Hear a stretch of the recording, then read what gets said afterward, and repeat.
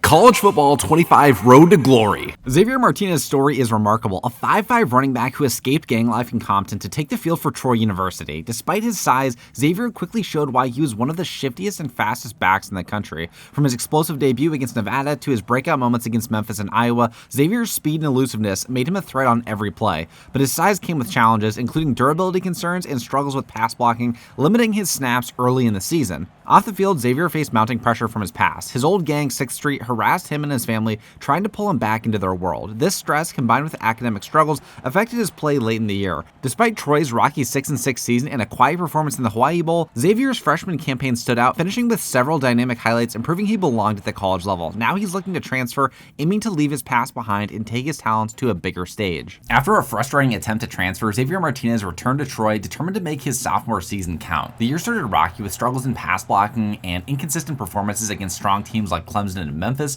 but Xavier found his rhythm mid-season, switching back to his original jersey number at number 5. He delivered some explosive plays, including a 70-yard screen pass against Texas State that he took for a touchdown, and a dominant performance against Wake Forest, solidifying his role as the centerpiece of Troy's offense. While Xavier shined on the field, chaos back home in Compton weighed heavily on him. Gang harassment escalated, targeting his family, and Xavier quietly rejoined 6th Street as a silent partner to protect them. He juggled the pressure of maintaining his success at Troy while dealing with growing demands from the gang, who now wanted inside information on games. And despite the distractions, Xavier powered Troy to a Sun Belt championship appearance and earned first-team all-conference honors. But as the season ended with a loss in the title game, Xavier knew his time at Troy was over, setting his sights on a fresh start and hoping to finally escape the shadows of his past. Right after Troy's bowl game against Akron, Xavier flew home with his future uncertain. After transferring to Ohio State, Xavier Martinez stepped into the national spotlight as the Buckeyes' starting running back. The season began with high expectations but also pressure from his past.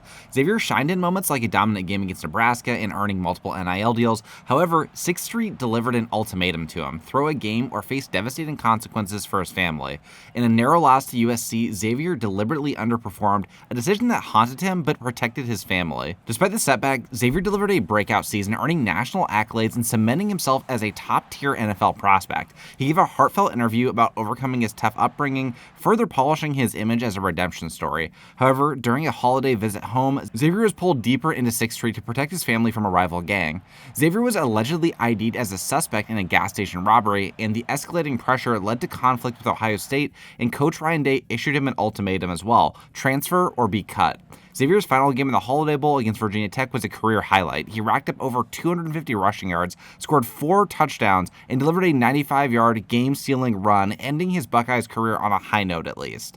As the season ended, Xavier was once again searching for a new team and an escape route from 6th Street and his past. Xavier and the Buckeyes finished their last game together, winning the Holiday Bowl 44-7, and Xavier finished with 1,400 rushing yards and 11 TDs. After entering the portal, schools were slim despite a 1,400-yard and nearly 20-touchdown season for Xavier. Ohio State parting ways with him despite such a great season individually was a red flag, and X wanted to go to a program that would allow him to start, and that meant moving to Lynchburg, Virginia to play for Liberty University. The goal remained the same: get Xavier drafted into the NFL, but history proved that would be a difficult process. If you're not familiar with Liberty, some of the alumni to go on to play in the NFL from the program include Demario Douglas and Malik Willis. There have been only 10 players in Liberty history to ever be drafted into the NFL, and there's been just one first-round pick ever, which was Eric Green, a tight end who was picked 21st overall in 1990, who went to the Steelers. Liberty plays in the CUSA, and in Week 1, Xavier and the Flames took on Sam Houston. Martinez surprisingly adjusted well to the change of scenery quickly, already averaging 7 yards per carry in his first game and on a good amount of volume. Against these middling Division I football programs, it looked like X was going to have the best season of his career with the way he could break tackles already.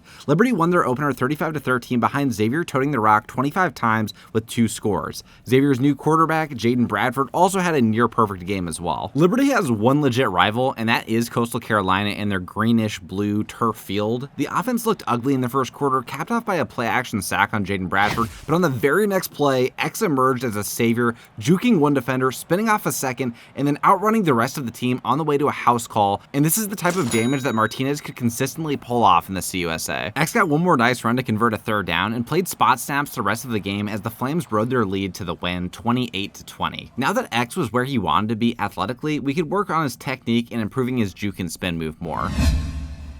Does Liberty have a chance to make the college football playoffs? We may be getting ahead of ourselves since we're only on week 3 of the season, but to answer that question, Liberty was going to most likely have to be ranked and win the CUSA championship game to have a bid for a playoff spot. With Ohio State missing out last year, Martinez still hadn't had a taste of the real postseason. Xavier didn't care about the individual accolades this year, but a 75-yard run for a score doesn't hurt the campaign for best running back. It's a little cliche too, but as a senior with the most game experience at the highest level of college football, Xavier became the leader of this team as soon as he transferred, and that is what his new head coach, Jamie Chadwell, had set out to accomplish. There was no fear in this Liberty team, and truthfully, based on talent on the field, they probably should have been ranked to begin the year, but you know how it goes. They have to have 6 SEC teams and 5 Big Ten teams and Notre Dame in the ranking, which pushes teams like Liberty out of the top 25.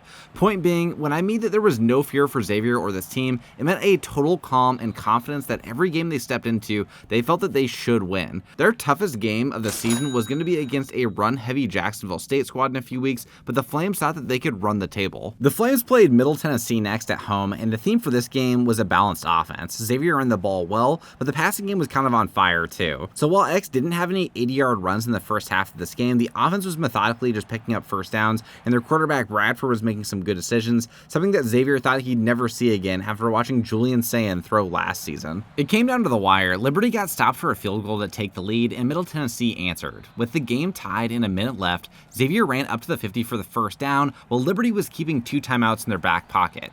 On 3rd and 5, Liberty was just outside of field goal range, and Bradford executed on the pass, got the first, and then Middle Tennessee was going to have to start burning their timeouts. But it ended up not mattering because Xavier broke some tackles and took this one to the house to give Liberty the last-second win. Week 5 was marked on everyone's calendars. This Jacksonville State team, by ranking, was the best team that they were going to be playing in the regular season, so this is the game that Liberty had to be at their best to prove that they should not only be ranked, but be considered for the playoffs, and Xavier started the game with a bang, taking his first carry for 55 yards and finishing it off with a touchdown. Xavier also caught a pass out of the backfield, which was rare for him with Liberty up to this point because he was getting so many carries. He rarely ran routes when he was in. Going into the 3rd, Martinez continued to dominate in this game, at this point averaging 12 yards a carry, and nobody on Jacksonville State could get their hands on this guy. It was a bit anticlimactic and low scoring, but Xavier and Liberty just ran the ball out for the rest of the 4th quarter, ran the time down, and ended up winning 17-10. At this point too, Xavier was on a crazy streak, averaging 160 rushing yards per game and nearly 9 yards per carry. Going into week 6, Liberty started to finally get some respect after getting to a 5-0 record and topping Jacksonville State to be ranked 25th. Going back to what happened at the end of X's junior season, the plan was to go back to Compton and investigate who ID'd him in that fake gas station robbery arrest, but Xavier finally smartened up enough to leave the gas station incident alone. Martinez was able to hire an agent for his senior season in preparation for the NFL draft. His agent, Jordan, advised against returning to California for obvious reasons and insisted that X instead go straight to Virginia to meet coaches and make a good impression from day one. Xavier was still a part of 6th Street, but ever since rejoining as an active member and throwing that USC game, they hadn't been on his back as much. His old friend and teammate Perry had tried to reach out with a few texts every now and then to try to stay in touch, but Xavier couldn't ever find the words to reply. Xavier wasn't going to take his second chance at redemption for granted. Yes, he was still affiliated, but he was going to be as discreet as possible, keep his family safe, and once he made the league, his family was going to vanish from 6th Street with him. Or at least that was the plan. Obviously, members would not be cool with this idea. There was going to be some backlash, but flying his family out should resolve a lot of these issues, and he was going to have to do it in the dead of night without telling anyone. X went about his business this season, though, and left the gang alone while trying to bring his team to the playoffs for the first time ever. He was doing everything in his power in this game against Western Kentucky, scoring a 70-yard TD with 5 defenders that were around him at the 50-yard line. He put the team on his back again in the 3rd quarter, finding space, eluding tacklers, and running it down the sidelines for another massive touchdown as he outran all of the defenders on Western Kentucky. Even with these massive plays and heroics coming from Xavier, it was only enough to tie the game at the time because they were down earlier in the game. Those big runs prevented X from touching the field much later in the game as well, and Western Kentucky broke Liberty's spirit, winning 31-17 in a huge upset. Even when it wasn't necessary, X continued to put in the work off the field, upgrading his strength and durability, and as the leader of the team, younger and more inexperienced teammates relied on him after that surprise loss. They were thinking that the sky was falling and after one L, but the mission remained the same. Liberty didn't have to be undefeated, they just needed to win their conference championship and be in the top 25. It was simple, the rest would sort itself out. It is kind of crazy how disrespected they were after that loss though, moving from 15th to out of the top 25 with a 6-1 record. I get the strength strength of schedule, but come on. Again, control what you can control. That was the motto, and Liberty just had to play the team in front of them, and this week it was UTEP, and they were holding on to a 13-point lead for most of the game until Xavier punched in a score to take a 20-point lead that UTEP would never really threaten to come back from. And then later in the third, Liberty was called for a hold, and then Bradford got sacked, making it a third and very long, but Jaden Bradford said, "Hold my beer," and threw the ball to Xavier, his 5'8" running back, in coverage, and it worked to get the first, absolutely breaking UTEP fans' hearts. Xavier got in the end zone on the drive, and then got another chance for a breakout run, shooting the gap and outrunning any competition to the end zone before taking a seat on the bench to enjoy his 3-touchdown day. Liberty ended up winning the game 34-14, and Xavier finished with 19 carries for 180 yards and 3 TDs. Moving on to week 9, Liberty was back in the top 25 against UMass, and despite a great individual season up to this point, Xavier wasn't getting near the press or the recognition that he had in his junior season with Ohio State. Xavier was performing the best that he ever had in his career, and he wasn't moving up awards list at this point. He should be in the front for all of the running back awards, but he's either not on the list right now or he's at the bottom. But Xavier had a new focus off the field, his agent Jordan. They didn't waste any time getting down to business. Jordan was on top of everything, setting up meetings with NFL scouts, getting Xavier's profile out there. Still, even with the buzz around his name, Xavier couldn't shake the feeling that something wasn't right. He'd done everything right on the field, but the NFL wasn't a guarantee. A single bad move, a slip up during the draft process, and all his hard work could be erased, especially with his known past. Jordan was relentless, making sure Xavier stayed in the best shape possible, setting up personal training sessions, and prepping him for interviews. But Xavier's mind always drifted back to that one question: would they see me for who I am now, or the guy that I used to be? As Xavier's role at Liberty as a leader increased, it wasn't always smooth sailing. Some of the guys looked up to him, some were jealous of the attention that he was getting, and a few just didn't get it. Xavier would often find himself having to put out little fires between teammates. It wasn't always about football, it was just about teaching them that the work didn't stop when you left the field. Off the field, you had to be just as disciplined and just as focused. But some days, he'd find himself questioning if they really understood what it took to get to where he was at. Every day was a mental battle for Xavier, the pressure to perform, to be perfect, and to live up to expectations, and he carried it all silently. No one ever saw the sleepless nights or days when he'd question his worth or his value on the field. But despite everything, Xavier's name was actually starting to slowly become more recognizable in the national media. It wasn't necessarily national fame yet, but locally he was a star. On campus, fans would stop him for pictures or ask for autographs, and it felt good at first, but the pressure to live up to that image wore on him. The funny thing about being a star in a small town was that everyone knew your business. He'd walk to class and people would start talking about his game from last week, and it wasn't just about the football anymore, it was about being perfect on the field and in public, something that was definitely difficult for Xavier, and he found himself getting annoyed by the attention, wishing he could just blend in, but deep down, he knew that as long as he was performing, the spotlight was going to be following him. Xavier's family wasn't oblivious to his success either. His mom called regularly, checking in on him, telling him how proud she was, but there was always that one question: when are you going to be coming home? His little brother had gotten into some trouble back in Compton, and the weight of it started to press down on Xavier. He knew that he had to be there to guide his family, but at the same time, he couldn't risk going back.